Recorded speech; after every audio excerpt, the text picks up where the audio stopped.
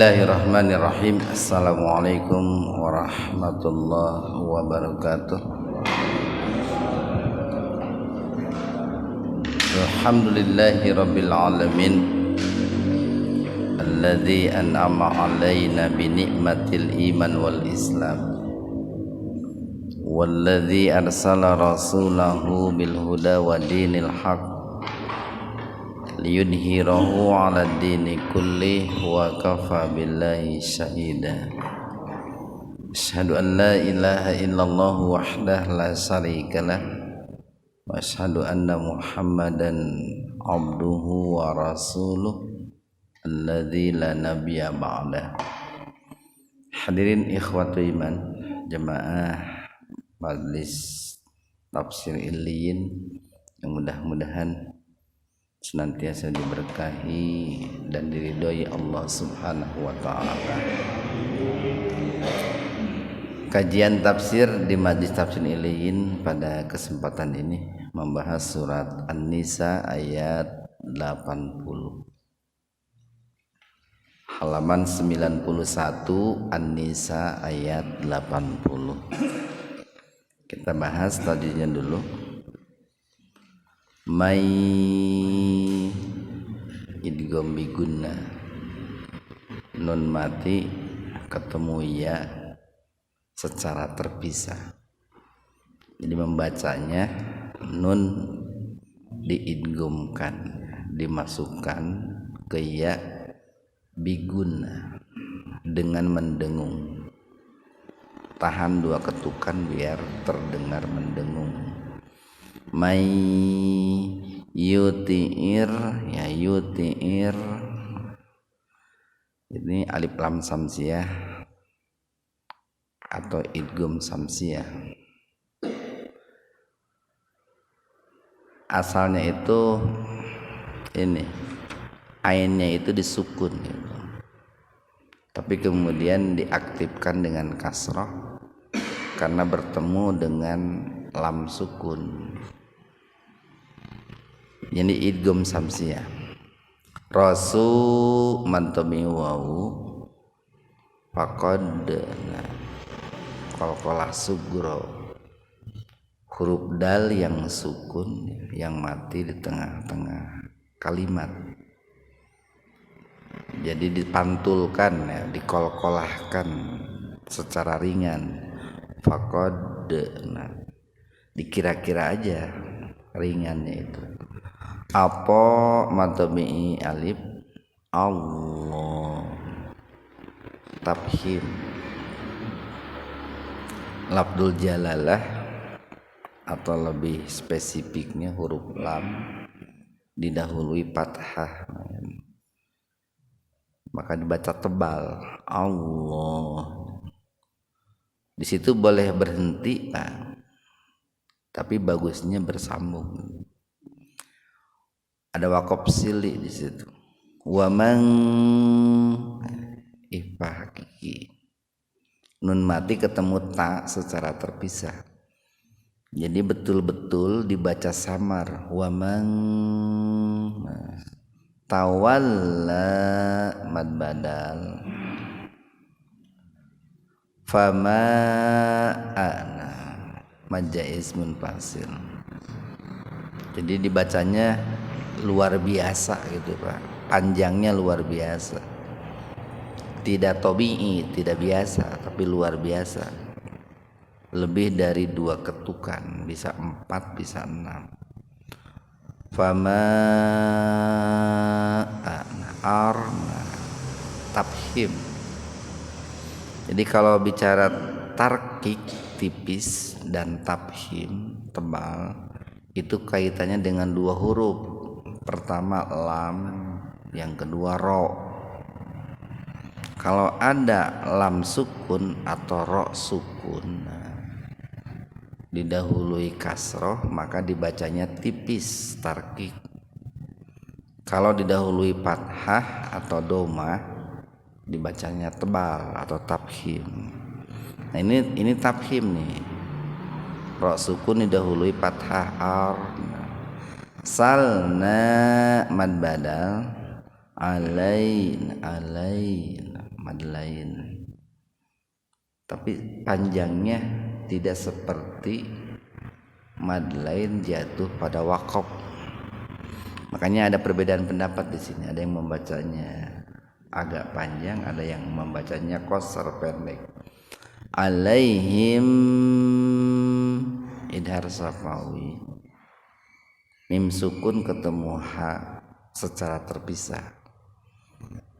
Jadi mimnya betul-betul dibaca jelas di bibir gitu. Safawi itu bibir. Hafi mantemi ya mo mad iwan. Ikhwanu fiddin arsadakumullah. Jika dalam ayat sebelumnya telah Allah sampaikan kepada kita pertama bahwa hasanah ya, kebaikan-kebaikan yang menimpa kita atau yang kita alami itu semuanya bersumber dari Allah Subhanahu wa taala. Tapi kemudian keburukan-keburukan yang menimpa kita itu tidak lepas dari kesalahan-kesalahan yang kita lakukan gitu.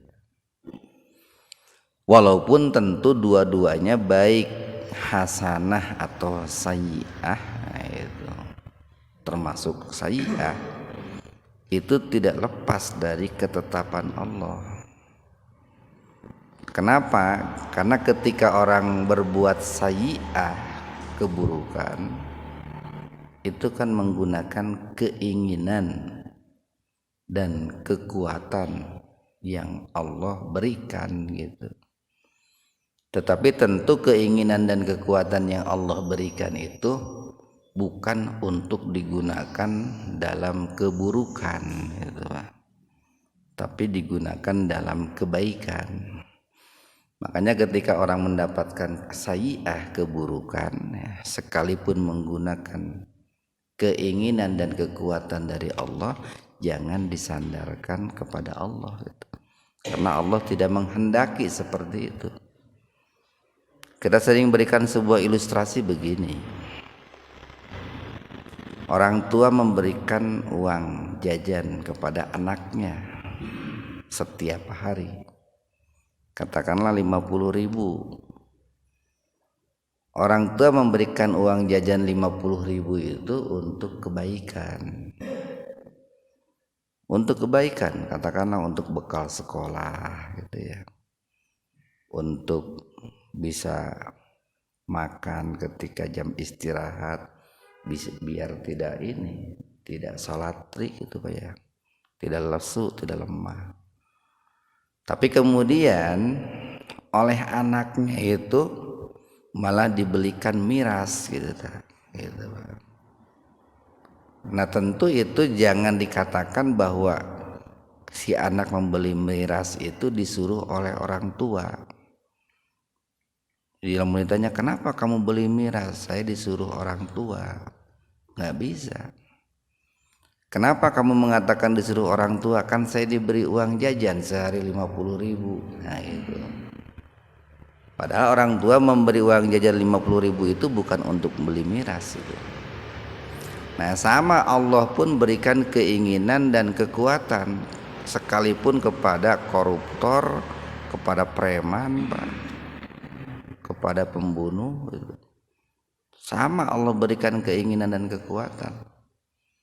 Tapi tentu Allah tidak menghendaki keinginan dan kekuatan itu digunakan dalam bermaksiat kepada Allah. Makanya ketika orang itu berbuat keburukan atau ditimpa keburukan, jangan disandarkan kepada Allah, karena Allah tidak menghendaki keburukan. Nah di ayat 80 ini nih, Allah Subhanahu wa taala berfirman, man barang siapa. Jadi man itu huruf yang menunjukkan lil akil, lil hayat wa lil akil, untuk yang hidup dan berakal. Bisa manusia, Pak.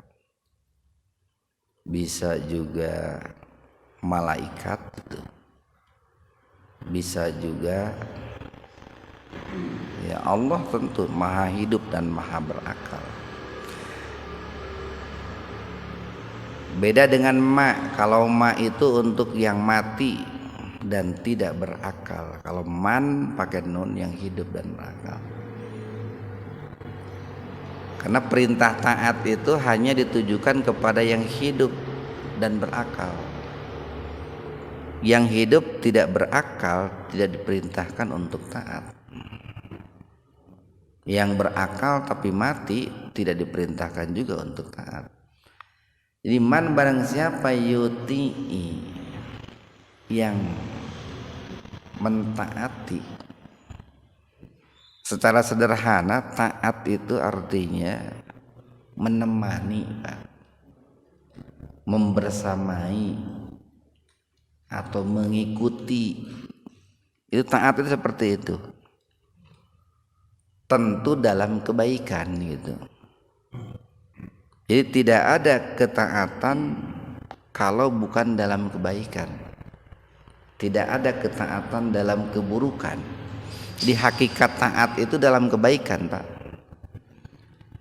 Hal ini seperti yang disabdakan oleh Rasulullah sallallahu alaihi wasallam, la ta'ata li makhluqin fi maksiatil khaliq. Tidak ada ketaatan kepada makhluk dalam rangka bermaksiat kepada Allah. Jadi tidak wajib taat kepada presiden, Pak, kalau presidennya bermaksiat kepada Allah gitu, atau menyuruh bermaksiat kepada Allah. Tidak ada kewajiban taat kepada ulama kalau ulamanya itu menyuruh bermaksiat kepada Allah. Tapi kalau menyuruh taat kepada Allah siapapun dia, maka wajib untuk ditaati, wajib untuk diikuti dan dibersamai. Ya itu, Pak.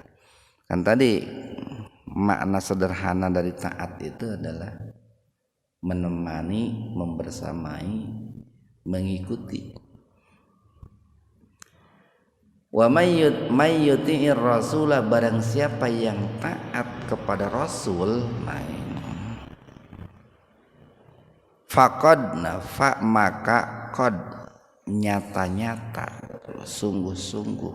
Ini taukid nih, Pak, nih, sebuah penegasan. Maka sungguh-sungguh atau dia telah mentaati Allah itu, Pak.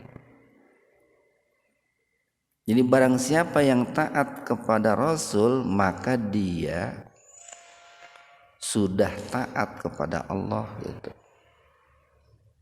Jadi ketaatan kepada Rasul itu sebuah ketaatan yang hukumnya wajib, sebuah ketaatan yang hukumnya tanpa syarat, Pak. Karena Rasul itu kan di Al-Quran dikatakan dalam surat An-Najm itu ya, wa ma yantiqu anil hawa in huwa illa wahyu yuha. Rasul itu tidaklah berkata sesuai dengan hawa nafsunya, melainkan apa yang dikatakan, disabdakan oleh Rasulullah sallallahu alaihi wasallam itu berdasarkan wahyu, Pak. Jadi semua ucapan Nabi, ya, semua perbuatan Nabi, semua cita-cita Nabi, semua persetujuan Nabi itu berdasarkan tuntunan wahyu. Makanya ketaatan kepada Rasul itu ketaatan tanpa tapi itu, tanpa nanti juga. Beda lah kalau ketaatan kepada manusia biasa, Pak. Kamu harus taat kepada presiden, Tapi kan presidennya taat kepada Allah, umpamanya begitu. Bisa ngomong tapi kita, Pak, kamu harus taat kepada ulama gitu. Tapi kan ulama maksiat kepada Allah. Nah, etapian gitu. Kamu harus taat kepada ulama, keheula ulama lagi siga taat kepada Allah kan gitu tah. Di ayat nanti. Tapi ketaatan kepada Rasul tanpa tapi. Dan ini merupakan ketaatan kepada Rasul itu merupakan buah dari tauhid yang benar, Pak. Jadi orang kalau tauhidnya benar itu, tauhid itu kan mengesahkan Allah itu. Kalau orang tauhidnya benar, maka dia akan mentaati Rasulullah sallallahu alaihi wasallam. Makanya kalau orang itu mengatakan saya mengesahkan Allah, saya percaya kepada Allah, tetapi tidak mentaati Rasulullah sallallahu alaihi wasallam, maka ketaatannya itu palsu, Pak. Karena ketaatan kepada Rasul itu merupakan buah dari tauhid, mengesahkan Allah. Bahkan kalau Sayyid Hawa mengatakan begini, inti dari kebaikan itu 3, Pak. Puncak dari kebaikan itu 3. Satu adalah takwa, yang kedua adalah ibadah, yang ketiga adalah taat. Takwa, ibadah, taat. Takwa dan ibadah itu merupakan atau bagaikan 2 sisi mata uang itu. Artinya tidak boleh hilang, Pak. Kan kalau ada uang satu sisinya tidak ada, berarti palsu kan itu uang, Pak. Nah, takwa dan ibadah pun dua-duanya tidak boleh hilang, harus ada. Dan taat itu merupakan realisasi dari takwa dan ibadah. Sekali lagi, taat itu merupakan realisasi dari takwa dan ibadah. Dan taat ini dianjurkan dalam realisasinya, pelaksanaannya itu secara berjamaah gitu, Pak.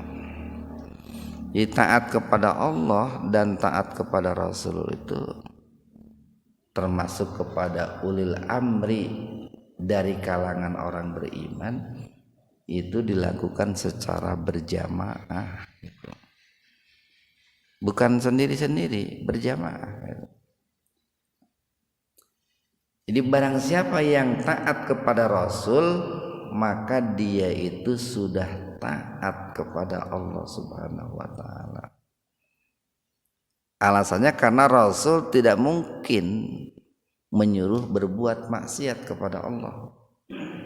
Atau alasannya karena semua apa yang dikatakan dan dilakukan oleh Rasulullah itu merupakan sebuah ketaatan kepada Allah, maka kita wajib untuk mentaatinya. Dan satu catatan penting, kalau ketaatan kepada manusia biasa itu hanya dalam kebaikan, Pak. Makanya dulu di zaman para sahabat itu pernah ada seseorang yang diutus oleh Rasulullah sallallahu alaihi wasallam untuk pergi berperang ke suatu tempat, memimpin pasukan itu, Pak. Lalu di tengah-tengah jalan pemimpin itu berkata, apakah kalian mentaatiku? Katanya. Para sahabat menjawab, iya, karena engkau diangkat oleh Rasulullah sallallahu alaihi wasallam, ditunjuk oleh Rasulullah. Lalu kata pemimpin itu, kalau saya perintahkan kalian masuk ke dalam api neraka, ke dalam api, kobaran api, apakah kalian akan memasukinya? Sahabat pada saat itu berpikir, di satu sisi pemimpin ini ditunjuk oleh Rasulullah, tapi di sisi lain yang diperintahkan oleh pemimpin ini adalah masuk ke dalam api itu, yang resikonya akan membunuh mereka gitu, menghilangkan nyawa mereka. Maka pada saat itu para sahabat menjawab, bukankah kami masuk Islam itu gitu, mengikuti Rasulullah itu dalam rangka membebaskan kami dari panasnya siksa api neraka. Kenapa kami harus masuk ke dalam kobaran api gitu? Sementara Islam itu menyelamatkan kami dari api gitu. Maka para sahabat tidak mau disuruh masuk ke dalam api itu, karena perintah pemimpin tadi itu dalam rangka bermaksiat kepada Allah itu, dan juga kepada Rasulnya. Nah, itulah pentingnya apa yang namanya ketaatan kepada pemimpin itu ada persyaratan-persyaratan, tidak mutlak gitu. Kalau dalam kebaikan baru ditaati. Sama seorang istri pun taat kepada suami, kan perintah kewajiban seorang istri itu hanya satu, Pak, taat saja. Kewajiban seorang istri kepada suami hanya satu, taat. Tidak ada kewajiban istri masak gitu, ngepel, nyapu, nyetrika, nggak ada. Tapi kalau suami nyuruh ngepel ya harus taat gitu. Kalau suami nyuruh bikinkan kopi ya harus taat gitu. Cuman teu wajib oge istri itu nyangu ngepel gitu, teu wajib. Kalau disuruh baru harus taat gitu. Bisi ya salah memposisikan, ya memposisikan istri seperti pembantu gitu. Bukan kewajiban, bukan.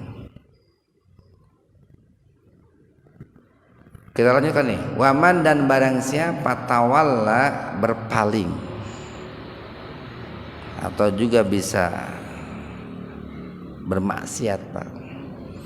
Barang siapa yang berpaling itu kan kebalikan dari membersamai, menemani, mengikuti ya. Tadi kan taat itu artinya menemani, mengikuti, membersamai. Kebalikannya tawalla berpaling, semakna dengan bermaksiat itu, Pak. Fama, maka tidaklah arsalnaka, arsala mengutus, nak kami ka engkau itu. Kalau digabung begini, fama arsalnaka, maka tidaklah kami, kata Allah, mengutus engkau wahai Muhammad itu, alaihim, terhadap mereka, hafidhu, sebagai hafid, sebagai penjaga, sebagai pemelihara. Artinya begini, Pak.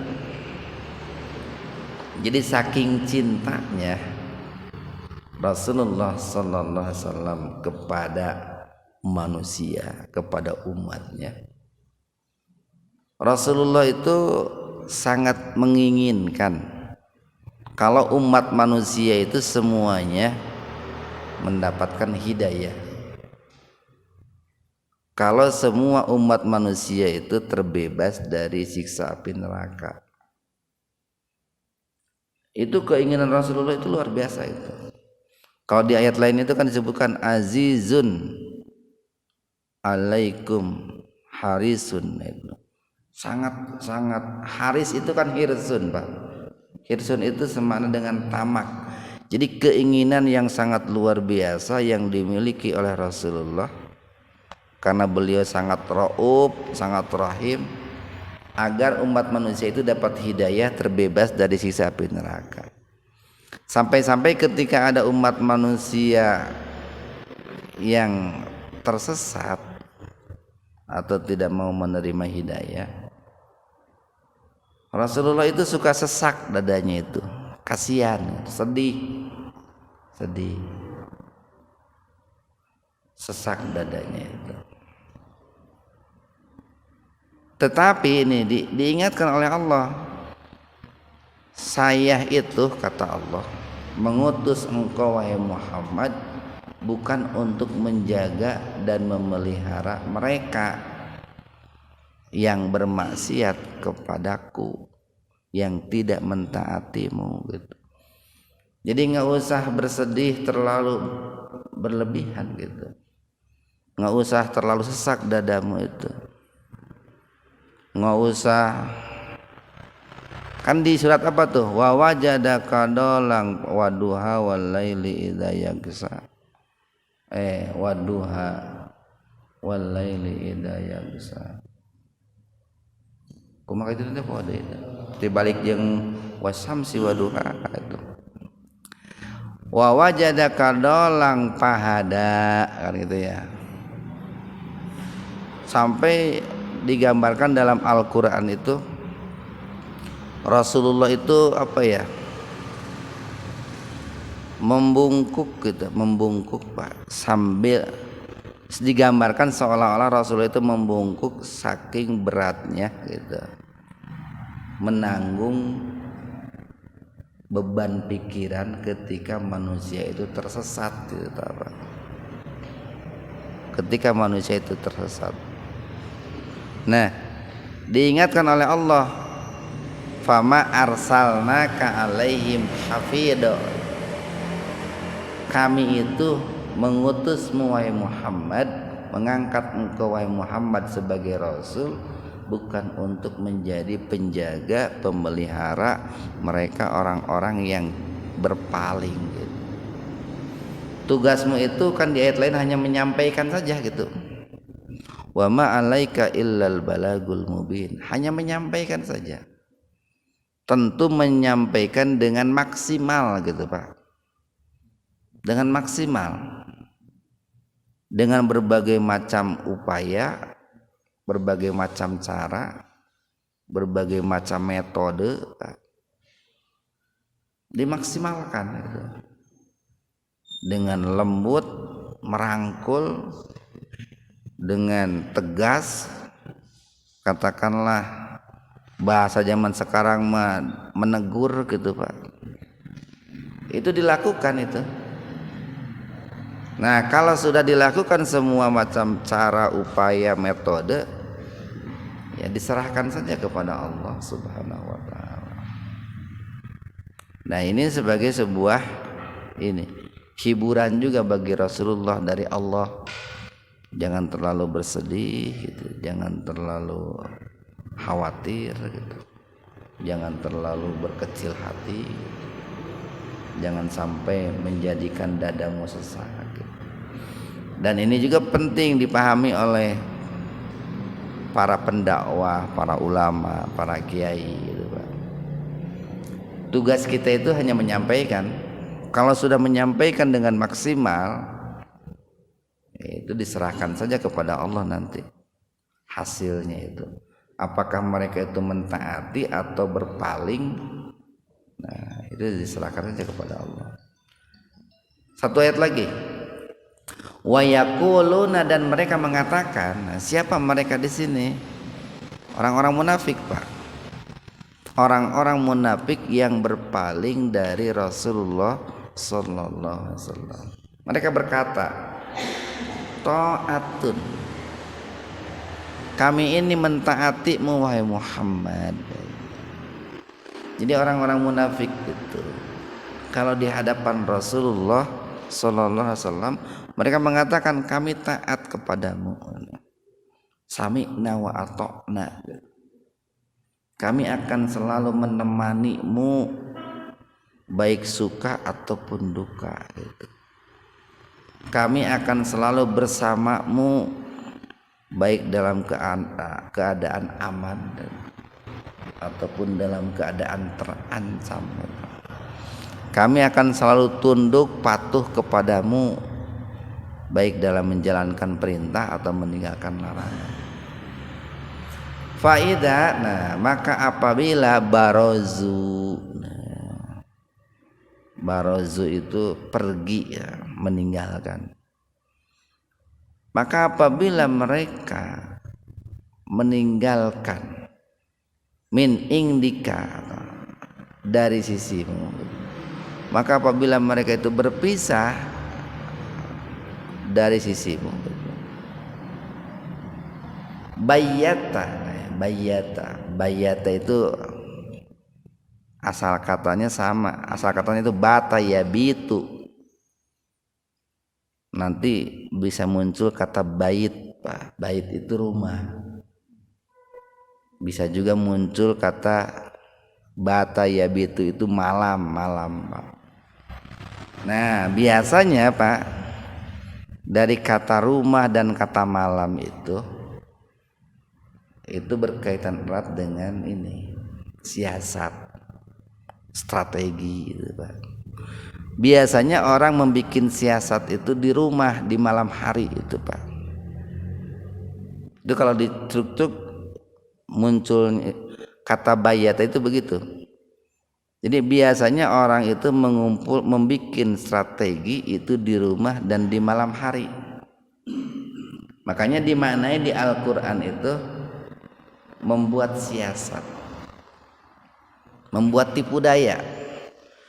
Jadi kalau di hadapan Rasulullah Sallallahu Alaihi Wasallam orang munafik itu mereka mengatakan kami mentaatimu wahai Muhammad, kami akan senantiasa membela-Mu, mendukung-Mu. Tapi ketika mereka itu berpisah dengan Rasulullah, tidak bersama Rasulullah, tidak di hadapan Rasulullah, justru mereka itu di rumahnya bisa secara sendiri, bisa berkelompok. Itu membuat siasat licik Pak. Nah itu dibayyata ta'ifatum minhum, sekelompok dari mereka itu membuat siasat, membuat strategi. Ghaira selain alladzi taqulu ya. Jadi ghaira alladzi taqulu yang tidak sesuai dengan apa yang mereka katakan ketika di hadapan Rasulullah. Jadi kalau di hadapan Rasulullah mangut-mangut Pak, ya kami mendukungmu wahai Rasulullah, kami setuju denganmu wahai Rasulullah gitu. Kami akan membela-Mu wahai Rasulullah gitu. Tapi ketika di belakang mereka bikin strategi, menyiasati, menyelisihi apa yang mereka katakan di hadapan Rasulullah. Bikin makar lah Pak, bikin tipu daya. Wallahu, dan Allah itu yaktubu, senantiasa mencatat. Raqib dan atid yang ada di samping mereka yang diutus oleh Allah senantiasa mencatat apa-apa siasat-siasat, tipu daya yubayyitun yang mereka susun di rumah mereka di malam hari itu. Kan biasanya yang namanya bikin siasat licik itu di malam hari Pak, biar tidak diketahui, biar tidak terdengar gitu Pak. Nah maka apa perintah Allah kepada Rasulullah itu? Wahai Muhammad fa'arid, maka berparinglah, tinggalkanlah anhum mereka itu. Berpalinglah dari mereka itu, tinggalkanlah mereka. Tentu Pak nih, perintah Allah kepada Rasulullah agar Rasulullah berpaling dari mereka itu tidak ujug-ujug Pak. Setelah sekian lama gitu ya, berbagai macam upaya dengan kesabaran yang ekstra gitu Pak, Rasulullah sudah banyak menerima hinaan, cacian, makian, tapi Rasulullah tetap bersabar dan bersikukuh ingin menyadarkan mereka. Tapi mereka pun kekeh petekeh tidak mau sadar. Maka kata Allah, fa'arid, berpalinglah engkau wahai Muhammad anhum, dari mereka, tinggalkan mereka. Jadi entong kieu kakarek dakwah sakali, dua kali, tilu kali geus mundur gitu Pak. Kakarek 1 tahun, 2 tahun, 3 tahun geus menyerah gitu. Kakarek menempuh 1, 2, 3 metode udah menyerah. Jadi dakwah itu harus sersan mungkin Pak ya. Serius tapi santai gitu Pak. Dakwahnya harus benar gitu Pak. Tapi sikap dan respon masyarakat disikapi aja dengan santai gitu. Dengan santai. Makanya saya kalau menyikapi masyarakat santai aja gitu. Kadang lamun aya masyarakat anu keheul ka saya, emang gua pikirin gitu. Saya sok itu Pak. Itu dalam rangka menghibur diri saja sebetulnya Pak. Emang gua pikirin gitu. Karena banyak hal yang mesti kita pikirkan, yang positif-positif, yang baik-baik gitu. Hal-hal yang besar yang harus kita selesaikan itu banyak gitu. Kan lamun kita fokus kepada satu masalah gitu Pak ya, nanti malah sesak dada kita itu. Bisa juga meureun ieu nya tensi naik meureun Pak. Tensi naik tah. Atau bisa juga detak jantung nggak stabil gitu, ya kan bahaya gitu. Jadi harus sersan, harus enjoy gitu. Fa'arid anhum, berpalinglah dari mereka, watawakal, dan bertawakallah, berserah dirilah. Tawakal itu bersandar Pak, nyarane lah seperti Pak Yusuf tatawakal karena Husain itu. Makanya yang dijadikan tempat tawakal itu harus kuat Pak. Karena kalau tawakal kepada yang lemah, ke bawah roboh nanti. Makanya tawakal itu selalu disandarkan kepada kata Allah, zat yang maha kuat. Wa tawakkal 'alallah gitu. Beda dengan orang-orang munafik itu bertawakalnya kepada yang lemah. Makanya enggak kuat. Di Al-Ankabut tuh dibahas tuh bagaimana lemahnya orang-orang musyrik bertawakal, diumpamakan seperti sarang laba-laba gitu Pak, seperti sarang laba-laba. Orang-orang musyrik bertawakal kepada dukun, kepada paranormal, lemah itu Pak. Dukun oge miskin, geringan, cekrohan gitu. Coba bertawakalnya kepada Allah yang zat yang maha kuat, maha gagah, maha kaya. Jadi watawakkal 'alallah, berpaling sertai dengan tawakal. Kenapa kok mesti disertai dengan tawakal? Biar keberpalingannya dari orang-orang munafik itu disertai dengan niat yang ikhlas, niat yang tulus. Penting Pak nih. Jadi berpalingnya dari orang munafik dan orang musyrik itu mesti dibarengi dengan ketulusan. Dalam arti ketulusan itu begini, duh sebetulnya mas saya itu kasihan sama kamu deh.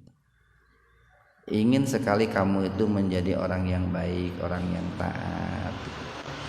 Tapi karena kamunya begitu, itu saya sudah berusaha semaksimal mungkin.